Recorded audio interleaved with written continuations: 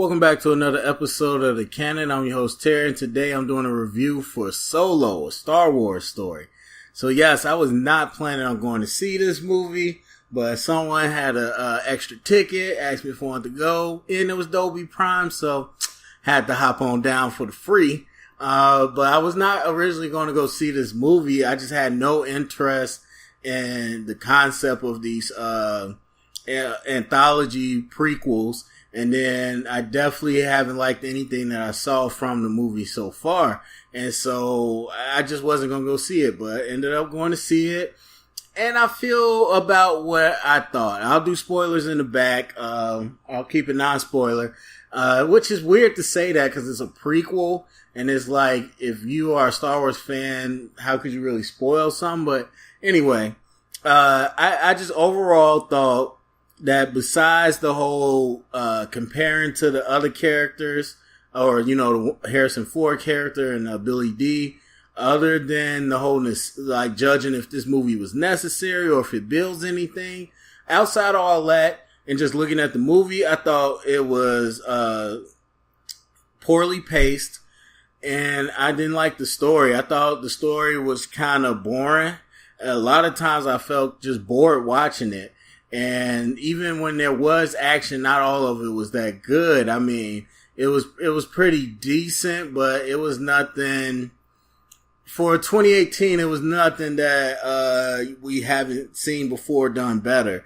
And a lot of the plot points and characters are just random. Like, they just kind of come out of nowhere, and it feels like it wasn't fully fleshed out. I mean, I know we talk about the whole director thing and Ron Howard coming in and changing it, but I don't even know if it's a product of two directors. It just feels like the story they were trying to tell was just blah to begin with. I mean, overall, it looks and feels like Star Wars, and the whole time I'm like, yeah, this is a Star Wars type movie, but I feel like that kind of worked against it because for me, this movie could have been called Billy Johnson, a Star Wars story, and it would have been just as fine because the story isn't, I mean, there's things that happen that are Solo specific, but for the most part, this story could have happened to anybody. And like, I like the idea of going through different places during the Star Wars time and the rebel or the rebels versus the Empire and all that. I like seeing like the different worlds and just kind of how it looks on the ground level instead of all these space battles. So that's cool, but then you're reminded this is Solo and this is Lando, and then it becomes like, well, I kind of wish it wasn't stuck to Solo. I wish this was just his own story because we always see, there's a lot of characters. There's a lot of different droids. There's a lot of different aliens, a lot of different things you can do that just aren't related to the main characters. And so this movie just kind of dragged for me overall. And I mean, again, I wasn't going to go see it. I probably was going to wait till, I probably was going to Redbox it. So I would suggest the same. If you haven't saw it or if you're not going for free, I would suggest you Redbox it when it comes out. It really doesn't do much for the Star Wars lore that you already know. And it's not that fun of a watch, so I don't think it's a necessity to go see it if you haven't. So that's my thoughts. As far as a grade, I would give it a C-. So now, warning, spoiler talk. So if you haven't seen it, pause, come back or whatever. But I'm going to just some quick spoiler talk. So for me, and I guess this isn't really spoiler talk, but I would say that everybody wants to talk about how well did they do Lando, how well they do Han. I don't think they did a great job with either one.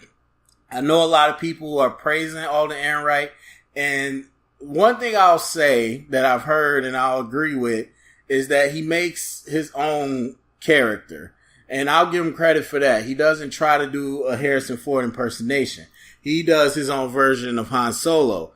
I still don't think it's that good. I'd never empathize with him. Like, and it never felt like the spirit of Han Solo. Like, yeah, he's a little hard-headed. Yeah, he's a little scruffy, but it just never came across like he was equipped. I know he's young too, but it just never came across like he had what it takes to become Han Solo.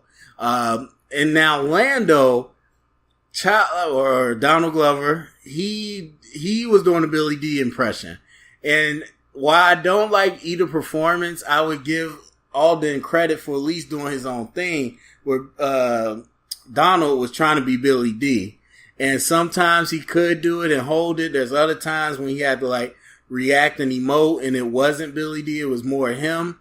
And it just did not work out for me. Not at all. I mean, I like seeing those two together. And like I said, a big part of me wishes this was just kind of two other characters that they made up instead of trying to make it Han and Lando, because it didn't hit for me as far as comparing it to the essence of the original characters.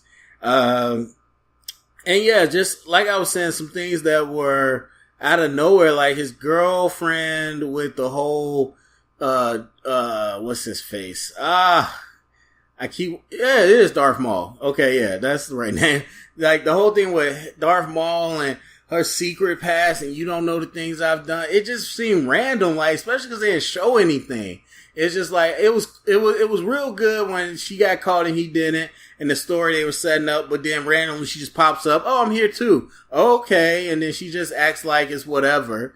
And then she's been trained to be some killer or something. We don't know. It's just random. Darth Maul's random. They never ever get into what's going on with her and Paul Bettany's character and Darth Maul's character. I don't know if they setting it up for a sequel, but it just seemed like, okay, what was that? And then the little girl with the Marauders / Freedom Fighters / Rebels. What was that? That was so random. It was just like, okay, it's a little girl. First I thought they were going to say that was, Woody Harrelson's daughter because she looked mixed. But, daughter with the, black lady that died earlier with the fro. But they didn't. And so I was just like, what was that? And I don't know. It was all over the place. Like some of the stuff was just like, what is going on? And like, I don't know, man. And it's tough to sit here and not put your expectations and stuff on this movie. I tried not to, but it's Han Solo. It's all the mystery that we didn't need answered being answered, and the answers aren't that satisfying. The way he gets Han Solo is so.